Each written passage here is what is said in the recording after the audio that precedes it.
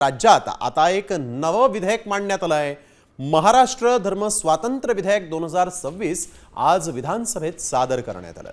जबरदस्तीनं आणि प्रलोभनं दाखवून धर्मांतर करणाऱ्यांच्या विरोधात हे विधेयक आहे। गेल्या आठवड्यात झालेल्या मंत्रिमंडळाच्या बैठकीत या विधेयकाच्या मसुद्याला मंजुरी देण्यात आली होती। दरम्यान घाई गडबडीत विधेयक मंजूर करू नये अशी भूमिका सुधीर मुनगंटीवार यांनी मांडली आहे। तर हे विधेयक एक थोतांड असल्याची टीका राष्ट्रवादीचे आमदार जितेंद्र आव्हाडांनी घेतली आणि या विधेयकावर आता सोमवारी चर्चा होणार आहे।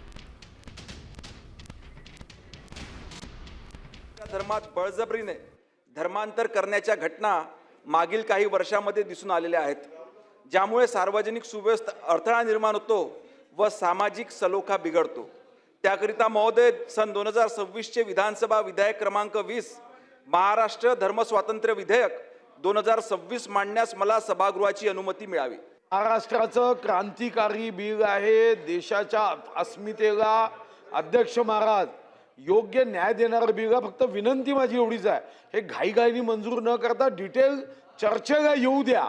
मी या संदर्भात 25 जुलै 2008 ला अशासकीय विधेयक मांडलं, 13 जुलै 2012, 11 जुलै 2025 अतिशय जनतेने उत्तम सरकार निवडून दिलं, तर कसं उत्तम काम होतं हे या बिलाच्या निमित्ताने आपण पाहतोय। पण डिटेल डिस्कशनला अनुमती द्या।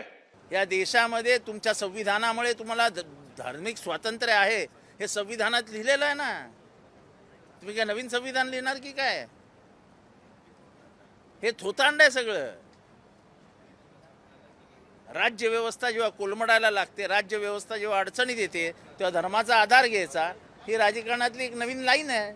असं जबरदस्तीने धर्मांतर होत असेल तर त्याला आमचाही विरोध आहे, पण धर्मांतर हेच स्वातंत्र्य आहे। तर हे विधेयक नेमकं काय आहे समजून घेऊयात, पाहूयात ग्राफिक्सच्या माध्यमातून। जबरदस्तीनं धर्मांतर दखलपात्र आणि अजामीनपात्र गुन्हा असेल। धर्मांतरित व्यक्तीच्या रक्ताच्या नातेवाईकाला तक्रार दाखल करता येणार आहे। धर्मांतराच्या विरोधी तक्रार नोंदवून घेणं पोलीस अधिकाऱ्यांसाठी बंधनकारक असेल। जबरदस्तीनं धर्मांतर करणाऱ्याला 7 वर्षांची कैद आणि 5 लाखांचा दंड। पुन्हा गुन्हा केल्यास त्या व्यक्तीला किंवा संस्थेला 10 वर्ष कारावास आणि 7 लाखांचा दंड होईल।